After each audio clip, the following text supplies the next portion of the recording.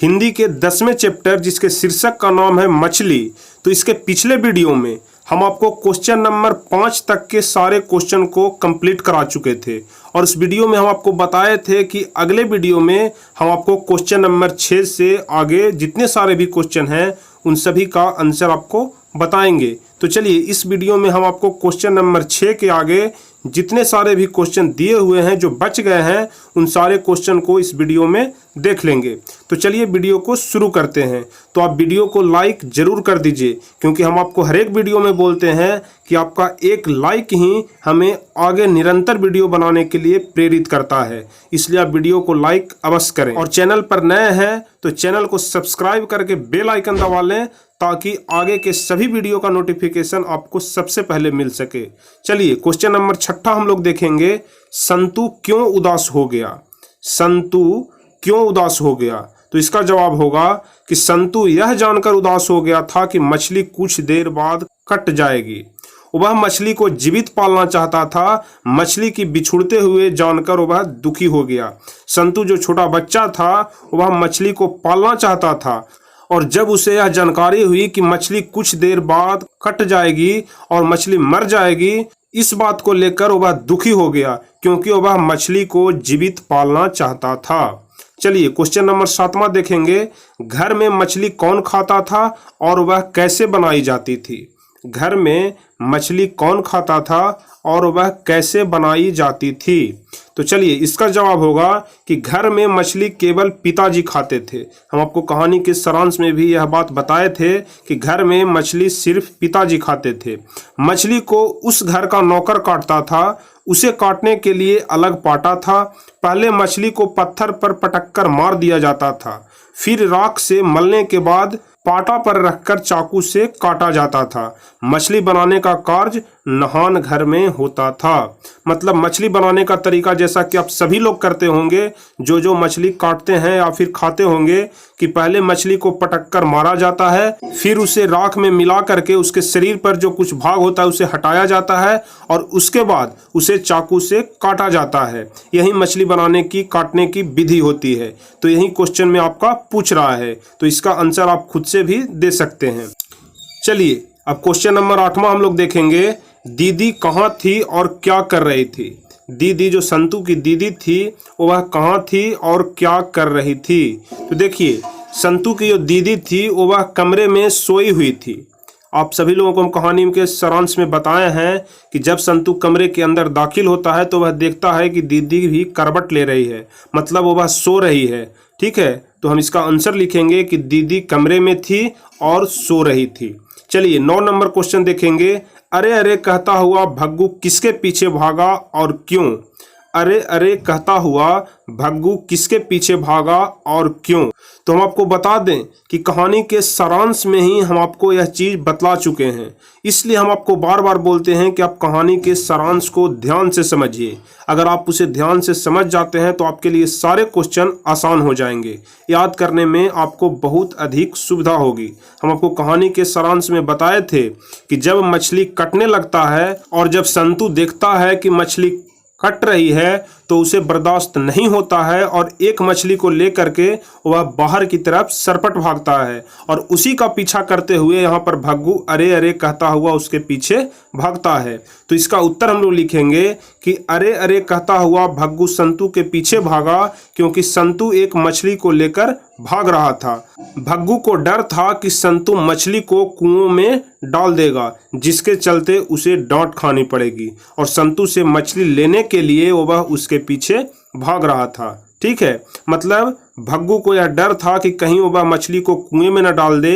अगर मछली को कुएं में डाल देगा तो पिताजी से उसे डांट खानी पड़ेगी और मछली लेने के लिए ही वह संतु के पीछे भाग रहा था। चलिए 10वां नंबर क्वेश्चन हम लोग देखेंगे, मछली और दीदी में क्या समानता दिखाई पड़ी स्पष्ट करें। मछली और दीदी में क्या समानता दिखाई पड़ी, इसी बात को स्पष्ट करना है। तो देखिए आदमी के चंगुल में आकर मछली कटने को विवश थी।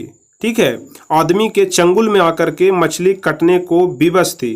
पानी के अभाव में अंगोछा में लिपटी मछली लहरा रही थी। मतलब जो गमछा था और गमछे में लिपटा हुआ मछली पानी के अभाव में जिस प्रकार से तड़प रही थी उसी प्रकार से दीदी भी अपने कमरे में एक करवट ले रही थी, मतलब वह सोई हुई थी और पहनी हुई साड़ी को सर तक ओढ़े हुए थी और सिसक सिसक कर रो रही थी। कहने का मतलब कि जिस प्रकार से मछली पानी के अभाव में तड़प रही थी, उसी प्रकार से सिसक सिसक कर उसकी दीदी भी रो रही थी। हिचकी लेते ही दीदी का पूरा शरीर सिहर उठता था। दीदी का सिहरन एवं मछली का लहराना, लहराना कहने का मतलब तड़पना, ठीक है, दोनों में समानता दिखलाई पड़ी। ठीक है, इसलिए यहाँ पर लेखक मछली और दीदी में कुछ समानता बतलाते हैं। चलिए 11 नंबर क्वेश्चन हम लोग देखेंगे। पिताजी किससे नाराज थे और क्यों? पिताजी किससे नाराज थे और क्यों नाराज थे? तो देखिए इसका उत्तर होगा कि पिताजी नरेन से नाराज थे क्योंकि बच्चों ने मछलियों के चलते वह स्वयं परेशान रहे और साथ ही भग्गू को भी परेशान किया। बच्चे मछली को पालना चाहते थे।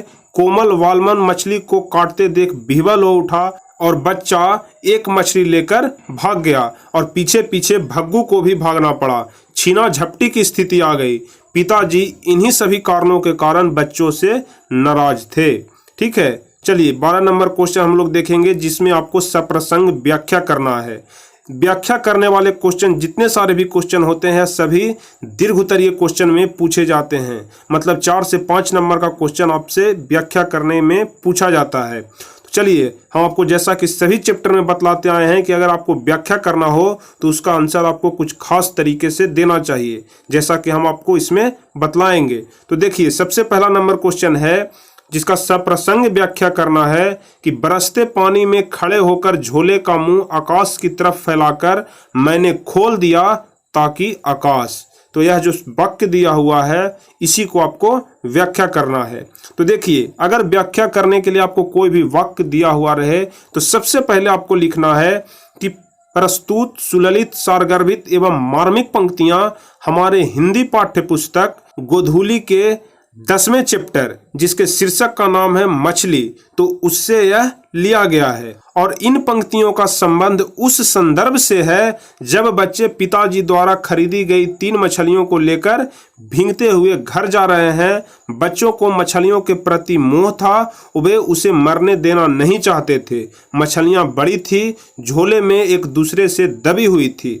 झोला में तो पानी नहीं था, कहीं पानी के अभाव में ये मछलियां मर न जाए, इसी डर से उन्होंने झोले का मुंह खोलकर आकाश की ओर फैला दिया ताकि आकाश से जो बारिश हो रही थी और बारिश का पानी जब झोले में गिरेगी और मछलियां जिंदा रह जाएगी। इसी बात को सोच करके वह झोले का मुंह है जो आकाश की तरफ फैला देता है।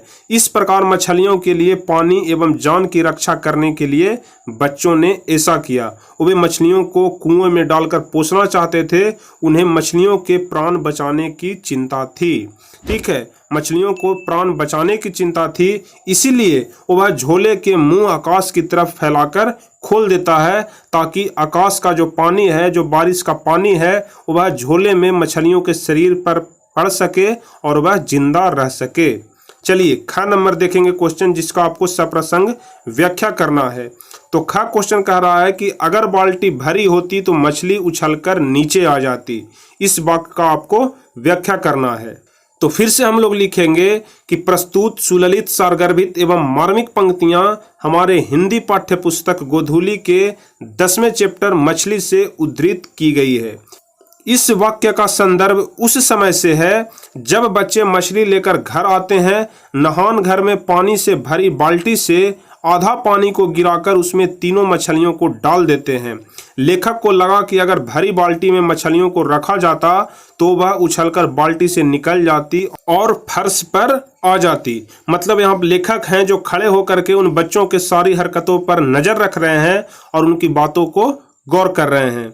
बच्चों का बाल सुलभ मन मछलियों को खाना नहीं चाहता था। एक बार एक छोटी मछली उसके हाथ से छूटकर नहान घर की नाली में घुस गई थी, जिसे दोनों भाइयों ने काफी ढूंढा लेकिन वह मछली नहीं मिली। दीदी ने कहा था कि घर की नाली शहर की नाली से 3 मील दूर मोहरा नदी में मिली है, जिससे छोटी मछली नदी में बहकर चली गई होगी। इसी आशंका से बच्चों ने आधी पानी भरी बाल्टी में मछलियों को रखा था ताकि वे मछलियां उछलकर बाहर नहीं आ सके।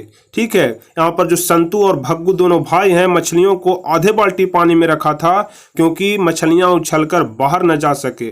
क्योंकि जब वह पानी से भरे हुए बाल्टी में मछलियों को रखता तो उसे डर था कि कहीं मछलियां उछलकर बाहर न चल आवे। ठीक है, अतः आज वे सतर्क थे और तीनों मछलियों को बाल्टी में रखकर सुरक्षा दे रहे थे। चलिए, तो ख नंबर जो सेंटेंस है इसका जो व्याख्या करना था उसमें आपको इतना लिखना पड़ेगा। इसके बाद है ग, जिसे हम लोग अगले वीडियो में देखेंगे।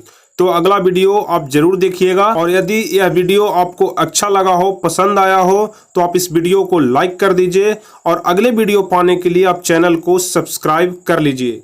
तो चलिए फिर मिलेंगे हम आपसे अगले वीडियो में, तब तक के लिए जय हिंद, धन्यवाद।